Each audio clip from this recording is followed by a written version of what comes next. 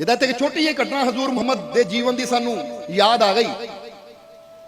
हजरत मुहम्मद मुस्तफा के जीवन की एक बार हजूर बैठे सी तो कोई उन्हों का सहाबी बड़े प्रेम नाल हजूर वास्ते कंबली लैके आया, क्योंकि हजूर काली कंबली लेंदे सी, इसलिए उन्होंने काली कंबली वाला भी कहा जाता है। बोलो समझते हो?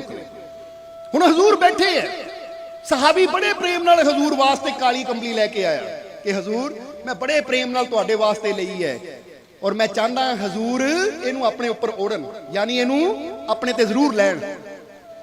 तो उस वेले कोल ही हजूर दी बेटी हजरत फातिमा बैठी है और हजूर ने अपनी पुरानी कंबली जो लई हुई सी वो हजरत फातिमा नू दे दी कि लै बेटा एक तू रख ले।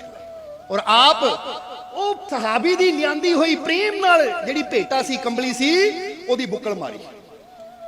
सहाबी नू भी खुशी हो गई, वो साथी वो प्यारे नू भी खुशी हो गई कि देखो मैं कोई चीज लियांदी सी अपने हजूर वास्ते, तो हजूर ने किन्ने प्यार नाल ओढ़ भी लई।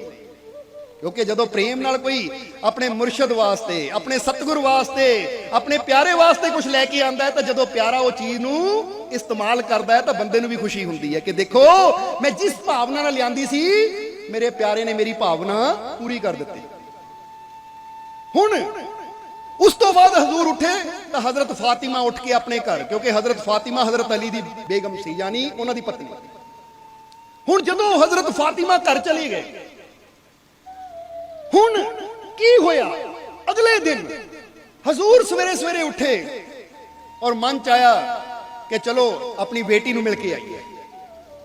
जदों हजूर अपनी बेटी फातिमा नू मिलण वास्ते उन्हां दे घर पहुंचे तो फातिमा बैठे हुए सी, तो जदों हजूर नू देखिया उठ के खड़े हो गए।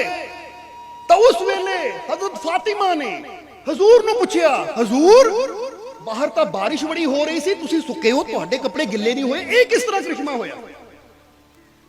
बाहर इन्ने जोरां दी बरसात हो रही है और तुसी सुके हो, तुहाडे कपड़ियां ते एक भी पानी दा छिट्टा नहीं, एक भी पानी दी बूंद नहीं है, ये किस तरह?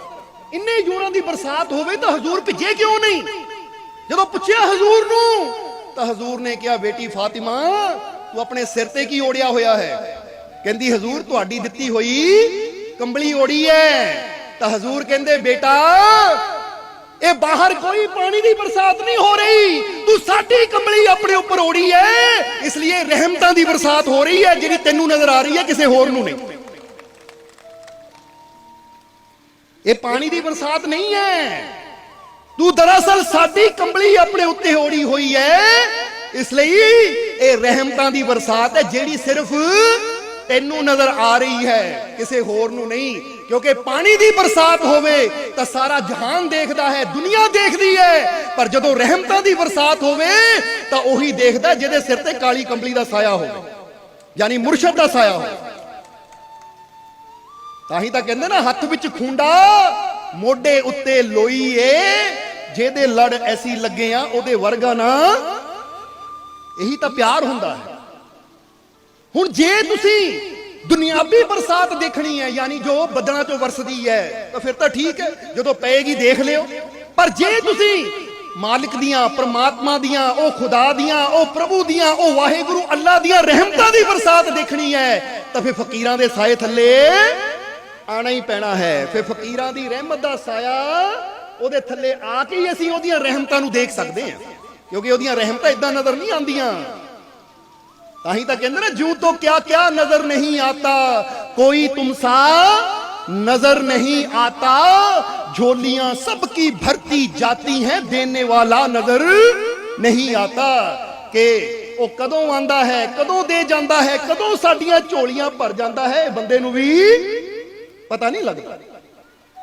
इसलिए रहमत दी बरसात, किरपा दी बरसात, बख्शिश दी बरसात उदों ही साडे ते होएगी, या उदों ही सानू नजर आएगी जदों असीं सच्चे संतां, फकीरां, गुरुआं, रहबरां दी सोबत विच आ जावांगे। साए दा मतलब उन्हां दी शरण विच आ जाना, उन्हां दी सोबत विच आ जाना। समझदे हो कि नहीं? क्योंकि सोबत विच आउण दा मतलब की है? कि जदों इंसान संतां गुरुआं रहबरां फकीरां दी सोबत विच आ जांदा है तां फिर वो भी कहंदे है हुण तैनूं फिक्र करन दी जरूरत नहीं है, जे साडा हो गया तां तेरी फिक्र असीं आप करांगे। जिद्दां असीं इत्थे इक सवाल पुछना, जरा जवाब देना तुसीं सानूं, तैयार हो? कि जे तुहाडे घर च कोई मेहमान आ जावे, तुहाडे घर च कोई मेहमान आ जावे, कोई प्राहुणा आ जावे, चाहे वो 2 जने होण चाहे 3 जने होण, यानी पति पत्नी है नाल बच्चा भी है, हुण जरा जवाब देना, जदों तुहाडे घर च आ जांदे है तां फिर हुण उहनां दे सोण दी खाण पीण दी फिक्र उहनां नूं हुंदी है या तुहानूं हुंदी है? जवाब दिओ। उहनां नूं थोड़ी फिक्र है। हुण जे तुसीं कहो घर च आटा मुक्किया है तां उहनां नूं की टेंशन, जिੱਥੋਂ मर्जी लियाओ भाई, रोटी तां उहनां नूं खिलानी पैनी, चाहे उधार फड़ के लियाओ। घर च दाल मुक्की है, चावल है नहीं, दुੱਧ है नहीं, तां उहनां नूं कोई टेंशन नहीं, क्योंकि वो मेहमान साडे घर च आ गए है तां हुण इह साडी जिम्मेवारी है उहनां दे खाण दा पीण दा रात रहण दा सोण दा प्रबंध करिए। बेशक आप सानूं भुंजे सोना पवे, उहनां नूं कमरे च सुलाना पैना, क्योंकि मेहमान है। ਇਹਨੂੰ ਕਹਿੰਦੇ ਜੋ ਸ਼ਰਨ ਵਿੱਚ ਆ ਗਿਆ, ਕਿਉਂਕਿ ਸ਼ਰਨ ਦਾ ਮਤਲਬ ਜਿਹੜਾ ਪ੍ਰਾਹੁਣਾ ਤੁਹਾਡੇ ਘਰ ਆ ਗਿਆ ਉਹ ਤੁਹਾਡੇ ਘਰ ਨਹੀਂ ਆਇਆ, ਉਹ ਤੁਹਾਡੀ ਸ਼ਰਨ ਵਿੱਚ ਆਇਆ ਹੈ। ਹੁਣ ਸ਼ਰਨ ਵਿੱਚ ਆਏ ਹੋਏ ਦਾ ਮਾਨ ਸਨਮਾਨ ਕਰਨਾ, ਰੋਟੀ ਪਾਣੀ ਦਾ ਖਿਆਲ ਰੱਖਣਾ ਉਹ ਉਹਦਾ ਫਰਜ਼ ਹੈ ਜਿਹੜਾ ਉਹ ਘਰ ਹੈ।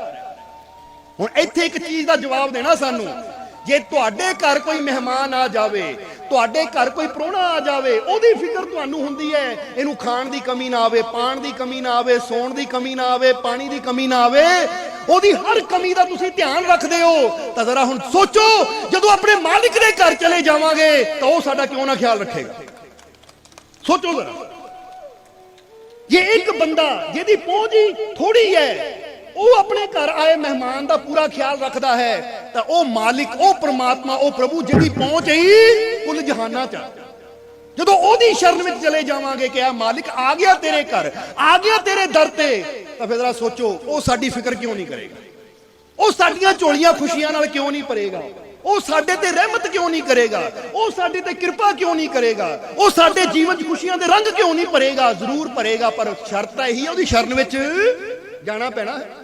ਹੁਣ ਇੱਕ ਮਹਿਮਾਨ ਘਰੋਂ ਤੁਰੇ ਤੁਹਾਡੇ ਘਰ ਆਉਣ ਨੂੰ, ਪਰ ਬੈਠਾ ਰਵੇ ਰੇਲਵੇ ਸਟੇਸ਼ਨ ਤੇ, ਉੱਥੇ ਭੁੱਖਾ ਹੈ, ਸਾਰੀ ਰਾਤ ਠੰਡ 'ਚ ਠੁਠਰੀ ਜਾਵੇ, ਔਰ ਤੁਹਾਨੂੰ ਕਵੇ ਭਾਈ ਤੇਰੇ ਘਰ ਨੂੰ ਤੁਰਿਆ ਸੀ, ਬੜੀ ਠੰਡ ਲੱਗੀ, ਉਹ ਤੂੰ ਤਾਂ ਪਹੁੰਚੇ ਨਹੀਂ ਮੇਰੇ ਕੋਲ, ਕਿੱਥੇ ਸੀ? ਮੈਂ ਸਟੇਸ਼ਨ ਤੇ ਬੈਠਾ ਸੀ। ਲੈ ਹੁਣ ਸਟੇਸ਼ਨ ਤੇ ਬੈਠੇ ਤਾਂ ਮੈਂ ਠੇਕਾ ਲਿਆ ਕਿ ਉੱਥੇ ਆ ਕੇ ਰਜਾਈ ਦੇ ਮੈਂ ਤੈਨੂੰ, ਮੇਰੇ ਕੋਲ ਤਾਂ ਆ, ਮੇਰੇ ਘਰ 'ਚ ਤਾਂ ਆ, ਮੇਰੇ ਘਰ ਆਏਗਾ ਤਾਂ ਫਿਰ ਮੈਨੂੰ ਪਤਾ ਲੱਗੇਗਾ, ਮੈਂ ਫਿਕਰ ਕਰਨੀ ਮੇਰੀ ਸ਼ਰਨ 'ਚ ਆਇਆ ਹੈ। ਹੁਣ ਸਟੇਸ਼ਨ ਤੇ ਬੈਠੇ ਦਾ ਕੀ ਪਤਾ ਤੂੰ ਕਿਹੜੀ ਬੱਸ ਫੜਨੀ ਹੈ ਜਾਂ ਕਿਹੜੀ ਟ੍ਰੇਨ ਫੜ ਕੇ ਕਿੱਧਰ ਜਾਣਾ ਹੈ, ਹੁੰਦਾ ਹੈ ਕਿ ਨਹੀਂ?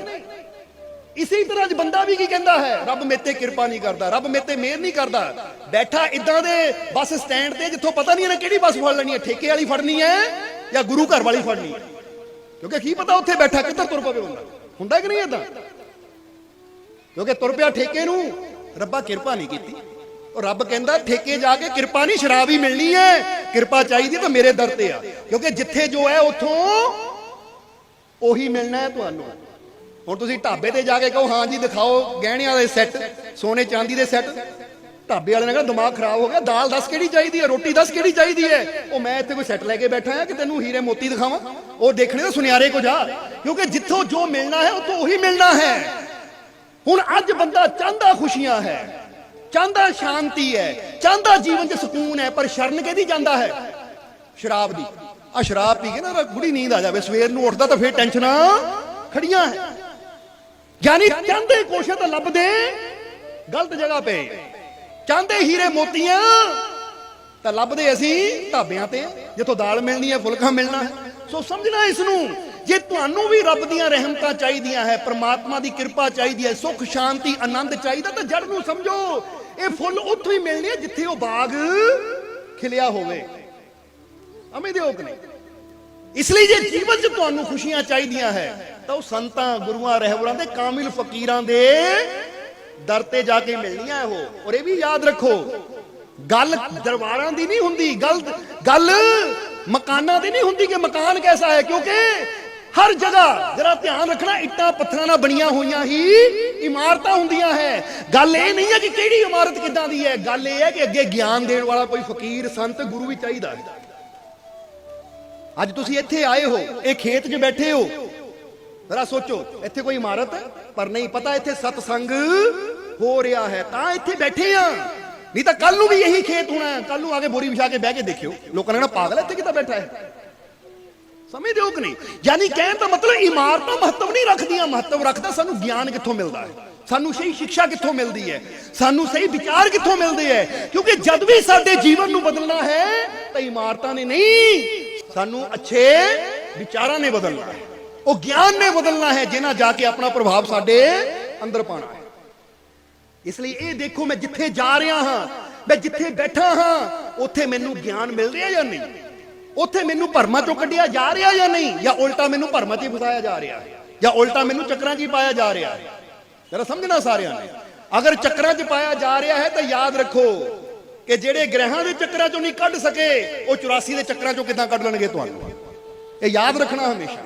ਜਿਹੜੇ ਤੁਹਾਨੂੰ ਭਰਮਾਂ ਦੇ ਚੱਕਰ ਚੋਂ ਨਹੀਂ ਕੱਢ ਸਕੇ, ਆ ਟੇਵੇ ਕੁੰਡਲੀਆਂ ਦੇ ਚੱਕਰ ਚੋਂ ਨਹੀਂ ਕੱਢ ਸਕੇ, ਆ ਮੰਗਲੀਕ ਪੈਂਚਕਾਂ ਦੇ ਚੱਕਰ ਚੋਂ ਨਹੀਂ ਕੱਢ ਸਕੇ, ਉਹ ਤੁਹਾਨੂੰ 84 ਦੇ ਚੱਕਰ ਚੋਂ ਜਾਂ ਭਵਸਾਗਰ ਦੇ ਚੱਕਰ ਚੋਂ ਕਿੱਦਾਂ ਬਚਾ ਲੈਣਗੇ। ਇਸ ਲਈ ਜ਼ਰੂਰਤ ਹੈ ਸਾਨੂੰ ਐਸੇ ਸੰਤ ਫਕੀਰਾਂ ਗੁਰੂਆਂ ਰਹਿਬਰਾਂ ਦੀ, ਐਸੇ ਗਿਆਨ ਦੀ ਕਿ ਜਿੱਥੇ ਆ ਕੇ ਸਾਡੇ ਵਾਸਤੇ ਬਸ ਇੱਕੋ ਹੀ ਹੋਵੇ, ਉਹ ਮੇਰਾ ਮਾਲਿਕ, ਉਹ ਪ੍ਰਮਾਤਮਾ, ਪ੍ਰਭੂ, ਮੈਨੂੰ ਉਸ ਤੇ ਵਿਸ਼ਵਾਸ ਹੈ, ਮੈਨੂੰ ਆਪਣੇ ਰੱਬ ਤੇ ਯਕੀਨ ਹੈ। और जिन्हों अपने रब ते यकीन हुंदा है, फिर उहदे जीवन दे सारे डर, सारियां चिंतावां खत्म हो जांदियां। हुण तुहाडे अंदर किहदा डर है? जरा सोचो, ग्रहां दा, ये दुनिया दा, ये संसार दीयां बुराइयां दा, या तुहाडे अंदर भरोसा है, यकीन है कि मेरा मालिक मेरे साथ है तो डरने की क्या। जब मेरा मालिक मेरे साथ है तो डरने की क्या।